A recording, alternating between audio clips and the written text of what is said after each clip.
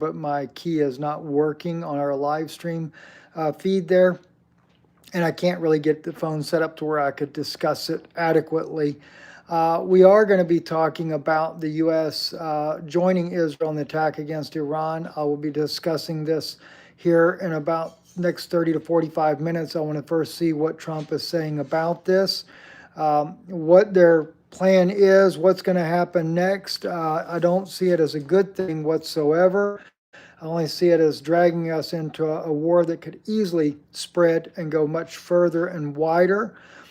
Today with my wife, we talked a little bit about the Ezekiel 38 war and the fulfillment. And then also I did a deeper dive on that on our Patreon channel. I'll be making that public here probably tomorrow because of this latest incident here and what Ezekiel 38 really is. The untold story is what I have entitled that one there, The Untold Story.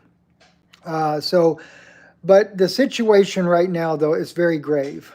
And for the United States to get involved, it just goes to show the neck that turns the head, Netanyahu in this case here for Israel, turning the head for the United States. They turned Donald Trump's head and forced him into making this attack on Iran. Of course, really, it's all scripted. It's all a plan. It's all a play in the first place. I do believe that there are insiders inside Iran that are participating with the United States. They no doubt if they decide to take out Khomeini, they will disclose his location. They will do a regime change, just as they've done with all the other nations, including Bashar al-Assad that was taken out as well. And I hate to say it, Russia may act like they're going to defend Iran or something like that. If they do, again, it's all part of the game. They've got to make it look like prophecy is in the making when it really is not. And I know that Paul Begley has already said that we're anti-Semitic on his broadcast as he's live right now, but it's nothing to do with anti-Semitic. If anything, the true Semite people in the Middle East there are your Palestinians. And we're watching a genocide. How anybody, especially a Christian, could sit there and watch a genocide and say nothing about it?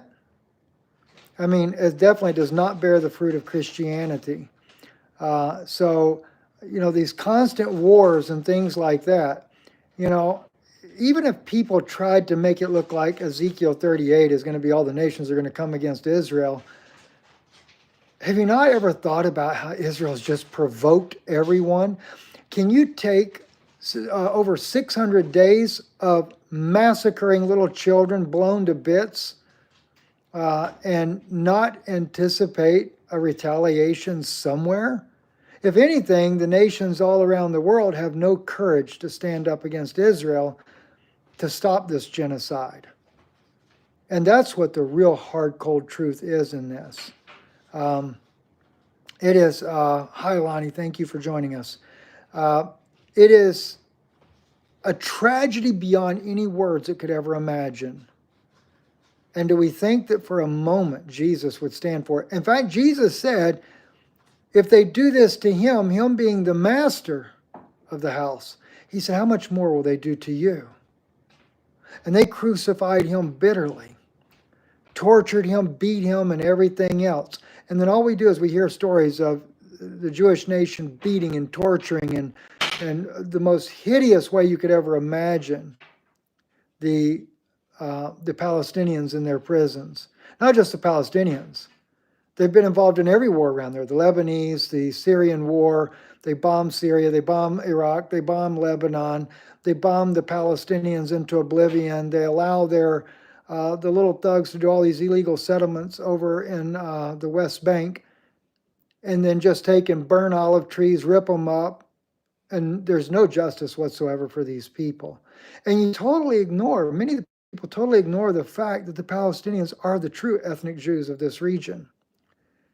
So if you really wanted to stand for Israel, this is your chance. But instead, the Khazarian Empire is what they stand for instead.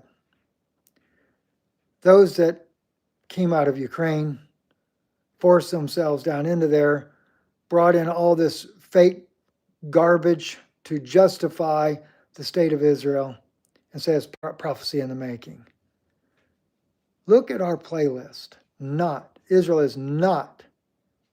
There is no biblical mandate for the state of Israel. There are so many scriptures that are fulfilled. Just like now, everybody's screaming, Psalm 83, Psalm 83. It's not Psalm 83. You do have, though, Ezekiel 38. Ezekiel 38 has been going on since the Schofield Bible came out, and then World War I, World War II. They were literally dividing the land. Look at Daniel. If you go to our Patreon channel, and you look at the video there that I did on Ezekiel 38, you will see I also discussed Daniel 11. They go over Israel, and they destroy all the lands, plural. That's what they did when they went in there and took it from the Turkish. And it was the Palestinians that are there that dwelt in a country without walls. Just recently, my wife found this amazing article, just came out in December of last year, from an Israeli, a Persian Jewish Israeli. His name is Cohen, is on the Times of Israel, that when he did his own DNA, he found out that he was considered of Lebanese descent. Still Jewish, but Lebanese Jewish.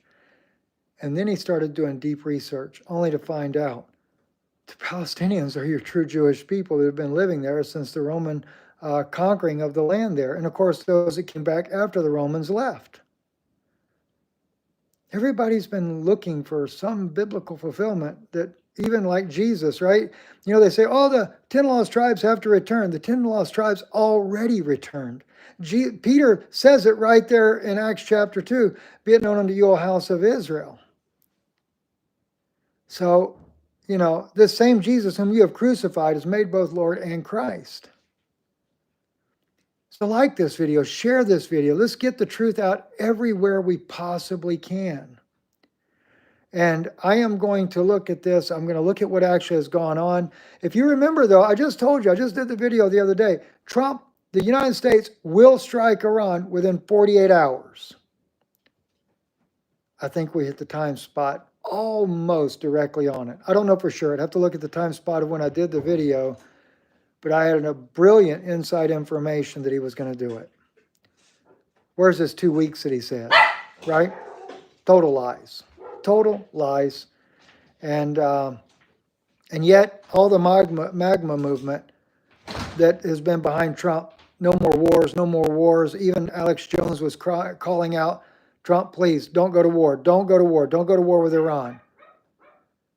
But you know, the only man that I know of with courage, a Jewish man, I shouldn't say the only one of the many, or the few, Gregory Sachs. Gregory Sachs had the courage to say what General Wesley Clark would not say. He knew directly it was Netanyahu that was behind taking out the 7 nations that General Wesley Clark first revealed to us. But the people don't want you to know the truth. They don't want you to know. It's cost our family dearly. It cost my father-in-law's life because my wife dared to speak about the Noahide laws. She dared to expose it, and it angered them so badly, they come after us. So when people try to say that we're an agent, no, you sent your agents to kill us. That was the problem. You didn't want the truth out there, so, you know, they just decided, let's kill them. My wife suffers greatly, not just from the death of her father, but even in her own body because of the damage that's been done. So when people really stand for what's true, you're going to get attacked. And I thank God for those of you that are listening that do support what we're doing. So definitely give this video a thumbs up, share this video far and wide, and I'll be back on here. I'll probably about an hour before I post it, but I'm going to really look closely. I'll reach out to some of my contacts there, find out what they know, what's going on, what's supposed to come next there, and we'll share that information with you. God bless you. Thank you for listening. Stephen Ben-Nun with Israeli News Live.